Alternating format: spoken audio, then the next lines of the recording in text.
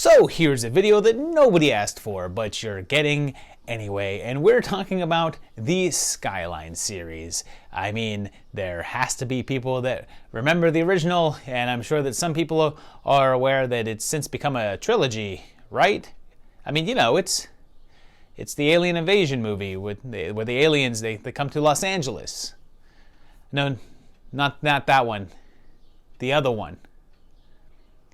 No, the other one. So this little weird tale began back in 2010 with Skyline from the Strauss brothers, who had previously made AVP Requiem.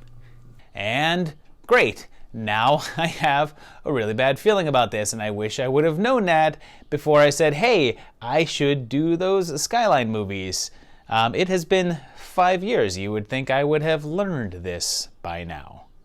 So anyway, this film is interesting because the production budget was extremely low. It was shot for around $500,000, which is fairly low budget for this sort of thing. The CGI post-production budget, however, was between $10 to $20 million. We meet our limited cast of characters with Buffy's Jesse, his wife, Turk Chuckleton, and the new Amy Aerobics.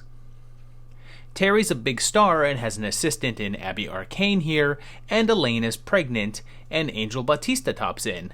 And then, that night, these bursts of lights drop down from the sky, hypnotizing people. More lights drop down, and they're beacons connected to huge drop ships which pull people up by the dozens into them. There's also smaller ships sweeping the rooftops looking for people, and meanwhile, Jared took pictures of his best friend cheating on his wife. Like, hey, why would you take those pics, dude?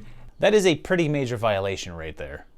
Cars have a blue registration tag on their plate, which would be the color for 2009, so that's possibly our year here, and Terry's the first to die, but I'm gonna pretend that he's not dead so JD can ask me where I think we are right now.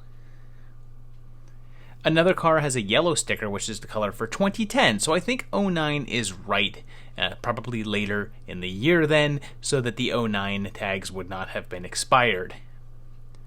The creatures pull people's brains out of their heads and use them to power their ships, or possibly themselves? They've got these big kaiju things too, and then the military shows up, nuking one of the ships, but their victory is short-lived, since their ships are made of the same stuff that Christine is made out of. Everyone gets picked off one by one, and the aliens look, kinda, sorta similar to the Independence Day ones a bit. And Jared seems to have some sort of special immunity to the lights. Jared and Elaine end up pulled up into a ship, and the attacks are shown to be worldwide. The J-Man's brain is collected, and just as Elaine's is about to be, we see Jared's brain turn red, and when a creature consumes it, he is apparently able to take control of it and fight back. So the film made quite a bit of money, but it wasn't really well received, so no sequel was put together right away, and it actually took 7 years until 2017's Beyond Skyline for a follow-up, which was directed by Liam O'Donnell, who co-wrote the original. We start off in LA, and it's either before the invasion or everything has been resolved between the first film and this one, but Crossbones is here, and he and his son have a fractured relationship. And the lights start coming down as we realize that we're set at the same time as the original film, so probably again, both in 09. Creepy Georgina is here, as is Huggy Bear, and we see some of the events of the first one, like the stealth bomber scene, from a new perspective. Characters get killed and everyone else gets taken up into a ship. Mark gets loose on the ship and meets up with Jared and Elaine, although they've both been recast, with Elaine now sporting an Australian accent that kind of comes and goes. It's pretty understandable that they would be recast, considering it's been 7 years since they shot the last one and it's supposed to be the same day, and we learned that exposure to the alien lights sped up her pregnancy and she's now giving birth. She has a little girl, but dies in childbirth, and Mark gets upgraded with this claw weapon thing. Compared to the first one, the aliens are a lot more, well, guys in suits, and Trent gets brain popped. Jared dies but crashes the ship as he does, landing them in Laos.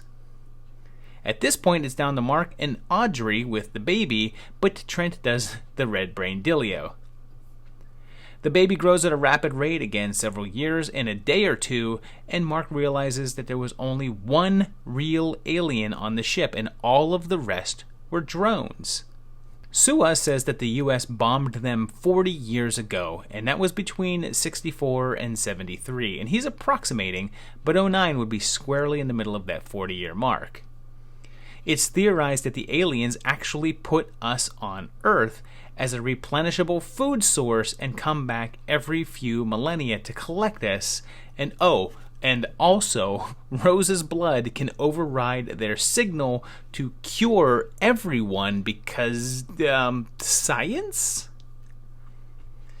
Then there's more battles as the aliens, they know martial arts now, I guess. And for how pretty much all-powerful the aliens were in the first one, they're fairly easily taken care of now, with way less offensive abilities. There's a big fight with Trent operating one of the big guys, and Rose, touches the alien cannon, and this, does something to it, and Trent uses it, and now there's this big red light, and every single soldier's mind is now freed. I want to say that it's complicated, but I feel like convoluted is the better word. We then bounce ahead several years as Rose is now a full-grown woman, and she's taken Trent to fight the aliens in space.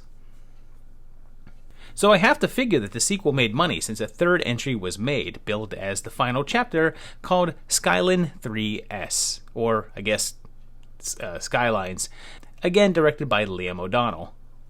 It starts with a recap of the last film and lets us know that the finale of that one was 10 years later, so that would be in 2019 then, and Rose had to make a tragic decision that devastated her. They then say that was 5 years ago, so we'd actually be in 2024 now, and Lara Croft is here, and there's a strange virus affecting the alien people that reverts them back to their evil states. They locate the aliens' home planet, and we learn that Mark has gone missing, and Juana is here from the last film, although he had his arms and one leg pulled off in that one, but I guess had alien parts transplanted on. They make it to the homeworld and are attacked by these things that have a camouflage effect but are blind, and then Rose meets the matriarch, kinda the alien queen, who tells her that humans infected their homeworld, and then Rose upgrades. There's double crosses, and it's revealed that humans are the source of the virus infecting the aliens, and there's a big fight up on the ship between Rose, the traitorous humans, and the matriarch, which culminates in Trent sacrificing himself to take out the alien queen, and they save the planet. We jump to a few weeks later, and Trent's okay because they saved his brain and put it in a new body, and they find a location of Mark and head to go find him, I guess, setting up a fourth part. So there you have it. It is 3 movies that I think have a pretty solid timeline. They're all written by the same guy, so I feel as if it does have a pretty good flow. Obviously, there were some issues with the gaps in between the filming of the first and second film, and I will say that the second and third movie definitely feel like a completely different thing than the first one, but they also do feel connected. It's kind of weird. These are strange movies. If you haven't seen them, maybe they're probably worth checking out. I know a lot of people did see the first one in the theaters. It was a fairly popular movie back at the time. I don't think many people liked it. I didn't particularly care for it, although I did get a kick out of watching the entire trilogy, just because it is a bizarre thing. It goes from being a rather dark and depressing alien invasion movie that feels entirely hopeless to being just like, I don't know, martial arts alien action movie thing by the third one. It's a strange journey. If you've seen these or have any comments about these, please leave them down below. I'm curious to see what you guys thought of these, the people that have seen them, and if people actually do have a good opinion of them. But I don't know. Let me know down there. Hit that like button, subscribe to the channel, hit the little bell for the notifications, do all that good stuff. And plus, check out the patrons. The Patreon page is patreon.com/movietimelines, which you can go to, like these guys over here did, and help support the channel and help keep these videos going. I know I'd appreciate it. I also just appreciate you watching these videos and, doing the whole engagement thing that the algorithm tends to like, which is the liking and the comments and all that stuff. Thank you for doing that. But in the meantime, I'll see you very shortly for another great video. Thanks, guys. Bye-bye.